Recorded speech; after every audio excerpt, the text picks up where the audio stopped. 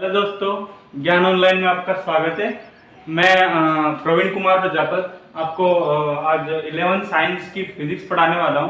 तो 11th science का जो बेसिक होता है वो मैं आज आपको बता दूंगा। तो देखते रहिए और अच्छा लगे तो हमारे चैनल को सब्सक्राइब करें, वीडियो को लाइक करें और शेयर करें ज़्यादा से ज़्यादा, ताकि यहाँ पर सबसे ज़्यादा फिजिक्स की कमी है मैंने सुना है। तो मैं वो आपकी प्रॉब्लम, आपके फ्रेंड की प्रॉब्लम मैं दूर कर सकूं। मैं बिल्कुल बेसिक से शुरू कर रहा हूं। आज मैं 11th साइंस का जो चैप्टर है 11th फिजिक्स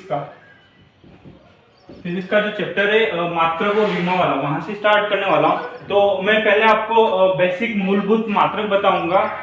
7 होते हैं, वो आपको किसी भी तरह से उनको याद करना है, क्योंकि उनके बिना फिजिक्स अधूरी है। तो आपको पता ही होगा कि मात्रक मतलब क्या होता है, मतलब मापन क्या होता है। जैसे किसी चीज को मापना है, तो जैसे मैं बात करूं कि द्रव्यमान है, मतलब कि तो आप उसको किस में मापोगे? या तो आप उसको ग्राम में मापोगे, या किलोग्राम में मापोगे, या फिर ऐसे कुछ पाउंड वाउंड, ऐसे कुछ इनकी यूनिट होती है।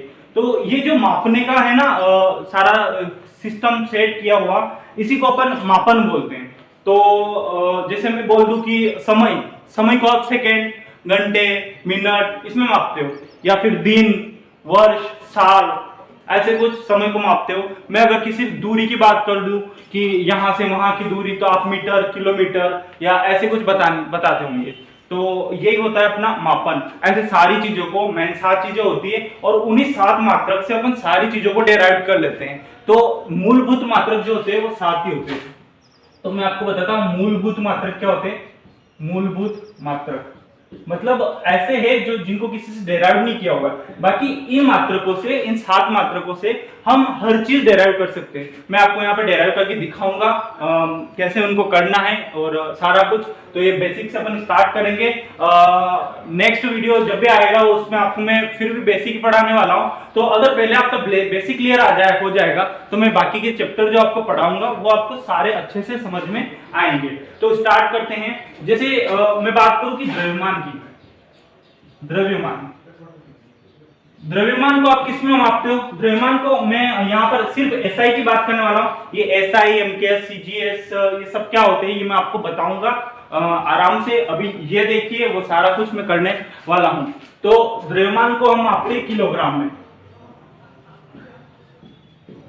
किलोग्राम, जैसे कि आप कहीं से शुगर लाते हो या कुछ चीज लाते हो, तो इतने किलो या ऐसे कुछ इनका मात्रक होता है। तो द्रव्यमान को मापते हैं अपन किसमें? किलोग्राम में। और किलोग्राम को लिखने का जो तरीका होता है उसको केजी से लिखते हैं, केजी। और इसकी जो विमा होती है, विमा विमा जो होती है उसको एम से लिखते हैं। किसे लिखते हैं? याद रखिएगा, विमाओं को हमेशा बड़े कोष्टक में लिखा जाता है, और सबकी विमा का एक साइन होता है। जैसे द्रव्यमान की विमा का साइन है एम, एम से लिखा जाता है। नेक्स्ट में बात करूं द्रव्यमान के बाद लंबाई, दूरी या ऊंचाई, ये सारी चीजें जिनको आपसे कोई पूछ रहे कि आपकी ऊंचाई कितनी है, तो आप या तो फीट में बताते हो कि मेरी ऊंचाई 5.5 फीट है, या मेरी ऊंचाई 6 फीट है, या फिर इतने मीटर है, या इतने इंच है, या इतने सेंटीमीटर है। ये सारी चीजें, इतने किलोमीटर है। तो ये सारी चीजें लंबाई और दूरी को मापने की ये तरीका होता है। तो लंबाई और दूरी को किस में मापते हैं? मीटर में मापते हैं, मीटर में। और मीटर का जो साइन होता है वो होता है एम। और इसकी जो विमा होती है वो होती है L, L for length. Okay, उसके बाद आता है तीसरा मूलभूत मात्रक, वो है समय। समय समय को मापते हैं सेकंड में। समय को किस में मापते हैं? सेकंड में। और सेकंड के लिए ऐसा सेकंड लिखा जाता है हमेशा। सेकंड के लिए अगर सेकंड लिखा जाता है, और इसकी जो विमा होती है वो होती है टी। और आपको पता है विमा को हमेशा किसमें लिखते हैं? कैपिटल, ये मतलब बड़े कोष्टक में लिखते हैं। क्लियर? तो ये जो है 3, ये सबसे ज्यादा काम में आने वाली विमा है, एम, एल और टी। आपने कहीं पे देखा होगा बल की विमा निकालो, लो, एमएलटी के फॉर्मेट में होती है, या फिर ऐसे ये जो 3 जो है ये सबसे ज्यादा उपयोग में आने वाली है। उसके बाद 4 और है, तो चौथी में बताता हूं आपको। चौथा है तापमान। तापमान तापमान को एसआई में केल्विन में मापते हैं, केल्विन में तापमान को केल्विन में मापते हैं, और इसके लिए के लिखा जाता है, के, और इसकी जो विमा होती है वो थीटा के फॉर्म में दी होती है, थीटा तापमान, ओके। थीटा की जगह पे कोण भी होता है। देखिए ये जो साइन दिए हुए हैं ना, ये सुविधा के लिए दिए हुए, आप अपनी इच्छा अनुसार भी साइन दे सकते हैं, लेकिन मैं ये वो साइन बता रहा हूं जो आईयूपीएसी ने दिए हुए और जो मान्य हुए हैं, ओके। तो साइन सिर्फ सुविधा के लिए होते हैं, कोई कंफ्यूजन के लिए नहीं। अगर यहाँ पे तापमान के लिए मैं टी लिख देता तो ये समय और तापमान में कंफ्यूजन हो जाता, इसलिए उन्होंने यहाँ पे थीटा फिक्स किया हुआ है कि तापमान के लिए क्या विमा होगी, थीटा होगी। उसके बाद नेक्स्ट होता है धारा। धारा आपने पढ़ी होगी, विद्युत धारा इतने एम्पियर, इतने आती है कि जैसे कि 33,000, सॉरी वो तो वोल्ट होता है, वो विभव होता है, 33,000 किलो वोल्ट, वो विभव का मात्रक है। अगर मैं धारा की बात करूं तो धारा जो होती है वो एम्पियर, कितने एम्पियर आ रही है। धारा को मापने का अमीटर होता है, एक उपकरण होता है अमीटर, धारा को मापने का, जो धारा को मापता है। एम्पियर में आपने कई जगह पे वो जो लगे होते हैं, ऐसे दो बॉक्स लगे होते हैं जिसमें ऐसे एक सुई चलती रहती है, ऐसे ऐसे कहीं आपके खेत पे भी देखे होंगे, या फिर चक्की वाले होते हैं उनके वहां तो पर्सनली मतलब लगे ही होते हैं। तो वहां पे एम्पियर, अमीटर और वोल्ट मीटर ये सारी चीजें लगाई हुई होती है जिसमें वो धारा का मापन करते हैं। तो धारा को जनरली मापते हैं एम्पियर में, धारा को मापते हैं एम्पियर में, और इसके लिए ऐसे लिखा जाता है एएमपी, और एम्पियर के लिए साइन लिखा जाता है ए। क्लियर। नेक्स्ट मात्रक जो होता है वो है पदार्थ की मात्रा, पदार्थ की मात्रा। पदार्थ की मात्रा को मापते हैं मोल में, पदार्थ की मात्रा को किसमें मापा जाता है, मोल में, और मोल के लिए ऐसे मोल लिखा जाता है। क्लियर। मोल के लिए ऐसे मोल लिखा जाता है, और यहां पर भी इसका मोल ही होता है। क्लियर। उसके बाद आता है ज्योति तीव्रता। ज्योति तीव्रता, और ज्योति तीव्रता को मापते हैं कैंडेला में, कैंडेला, और कैंडेला को सीडी से लिखा जाता है, यहां पर भी इसका सीडी ही होता है। क्लियर। तो ये है 7 मूलभूत मात्रक, जहां से यूं समझ लो कि इनका तो यूज आना ही, यहां से क्वेश्चन नहीं पूछते, वो विमा और इनसे ही बनते हैं, लेकिन अगर आपको ये नहीं आता ना तो आप वो भी नहीं कर पाओगे। तो ये है इसका बेसिक। अब मैं आपको कुछ ऐसी चीजों के मात्रक निकालना सिखा देता हूं जो आपके जनरली यूज आ रहे होते हैं, जैसे कि आप ये नोट कर लीजिएगा, मैं इसको मिटा देता हूं।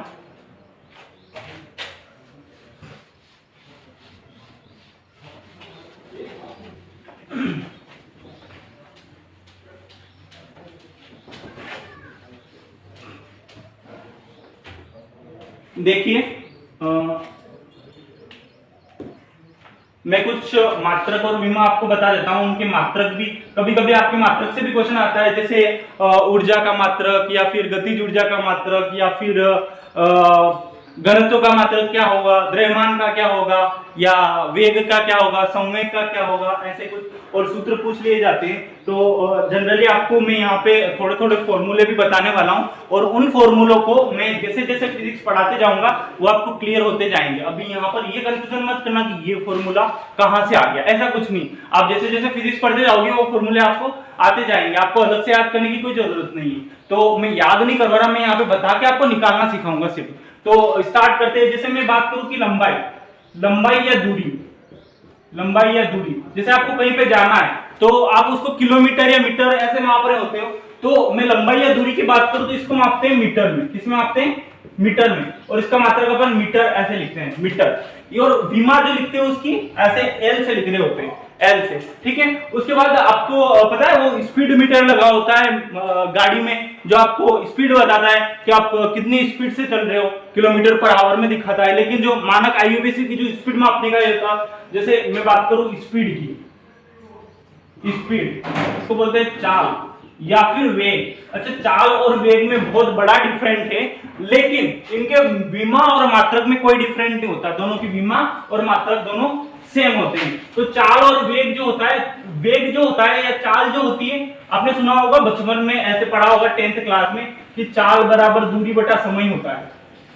दूरी बटा समय होता है, पढ़ा होगा। तो चाल बराबर दूरी बटा समय है, तो मैं यहाँ पे इसका फॉर्मूला लिख देता हूँ, दूरी बटा समय।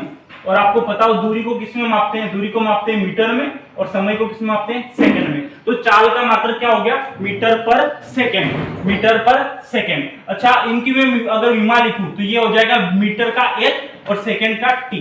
तो इसको अगर मैं सही से लिखूं तो ये हो जाएगा एल और टी, ये टी ऊपर आएगा तो इसकी पावर क्या हो जाएगी, -1, तो एल टी -1। क्लियर यहां तक। अगर मैं चाल के बाद दूसरी चीज की बात करूं, चाल के बाद आता है जैसे त्वरण।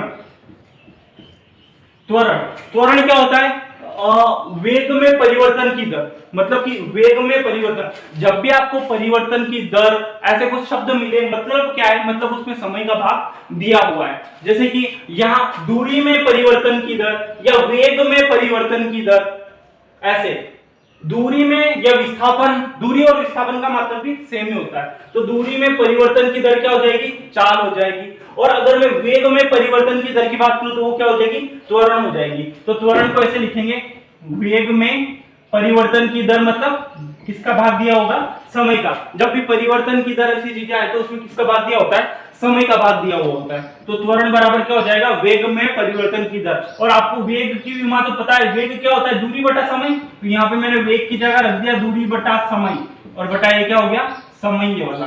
तो यहाँ पर दूरी का आपको पता है, जैसे ये हो गया दूरी बटा समय का स्क्वायर, समय का स्क्वायर हो गया। तो यहाँ पे दूरी के आपको पता है, दूरी को किस में मापते हैं, मीटर में मापते हैं, और समय को किस में मापते हैं, सेकंड में, और सेकंड का स्क्वायर। तो यहाँ से त्वरण का मात्रक क्या हो गया, मीटर पर सेकंड स्क्वायर। त्वरण का मात्रक यहाँ से क्या हो गया, मीटर पर सेकंड स्क्वायर। तो आपको पता है मीटर को किस में लिखते हैं, एल, और सेकंड को किस में लिखते हैं, टी। तो ये एल टी स्क्वायर, या इसको मैं सही से जमा के लिखूं तो एल टी, ये ऊपर आएगा तो -2 पावर हो जाएगी इसकी। ये -2 पावर कैसे होती है, ये अगर आपको कुछ प्रॉब्लम हो रही हो तो आप कमेंट में बता दीजिए। मैं इसकी बेसिक मैथ का एक वीडियो पर्सनली डाल दूंगा। ये ऊपर से नीचे जाने पे, इधर उधर ले जाने पर ये क्या होता है, पक्षांतरण कैसे करते हैं, ये सारी चीजें अगर आपको प्रॉब्लम है, आपका बेसिक क्लियर नहीं है तो मैं आपको बता दूंगा। लेकिन अगर आप 11th क्लास में हो तो मुझे लगता है कि आपका बेसिक ऑलरेडी क्लियर होगा, इसलिए मैं ये चीजें डायरेक्ट बता रहा हूँ। क्लियर। अगर नहीं समझ में आ रहा तो आप कमेंट में आपका क्वेश्चन लिख सकते हैं, मैं आपको रिप्लाई देने की जरूर कोशिश करूंगा। त्वरण के बाद आता है बल। बल आपने कहीं तो सुना होगा कि F बराबर m में होता है। अच्छा, त्वरण को a से लिखते हैं, स्पीड को v से लिखते हैं, और लंबाई को l से लिखते हैं। क्लियर। यहां कभी कभी s भी यूज किया जाता है।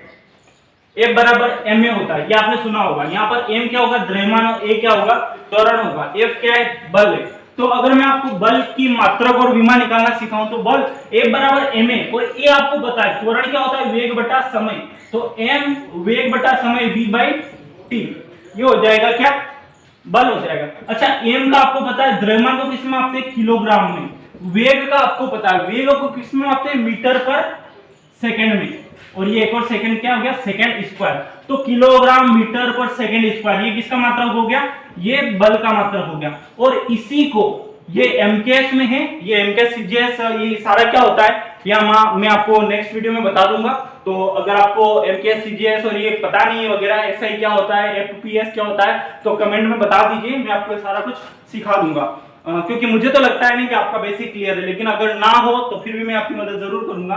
तो यहाँ पर देखिए, ये किलोग्राम मीटर पर सेकंड स्क्वायर, ये इसका एमकेएस में मात्रक होता है, और इसी को एसआई में न्यूटन बोलते हैं। क्या बोलते हैं, न्यूटन। जैसे कि बहुत बड़ी चीज हो और उसको याद नहीं रख सकते, तो उसके लिए अपन ने छोटी छोटी चीजें निकाल दी एमकेएस से, उसको क्या बोलते हैं, एसआई में बदल दिया मतलब। तो ये सेम ही है, न्यूटन को क्या, किलोग्राम मीटर पर सेकंड स्क्वायर। और अगर मैं इसकी विमा की बात करूं तो किलोग्राम का क्या होगा, द्रव्यमान का m, मीटर का l, और सेकेंड स्क्वायर मतलब ऊपर आएगा तो t -2 हो जाएगा। ये इसकी क्या हो जाएगी, विमा हो जाएगी। तो ये आपका था बेसिक, थोड़ा सा ये आशा करता हूं कि आप, मैं जब तक नेक्स्ट वीडियो बनाऊं तब तक ये विमाएं और इनके थोड़े बहुत फॉर्मूले आपको ध्यान में रखने, याद करने की मैं नहीं बोल रहा हूं इनको, क्योंकि ये धीरे धीरे आपको क्लियर हो जाएंगे। जब तक मैं फिजिक्स पूरी करूंगा आपको सारे फॉर्मूले क्लियर होने वाले हैं। तो आज का यहीं तक रखते हैं, बाकी देखेंगे नेक्स्ट वीडियो में। आपको कोई प्रॉब्लम हो तो कमेंट में बताइएगा,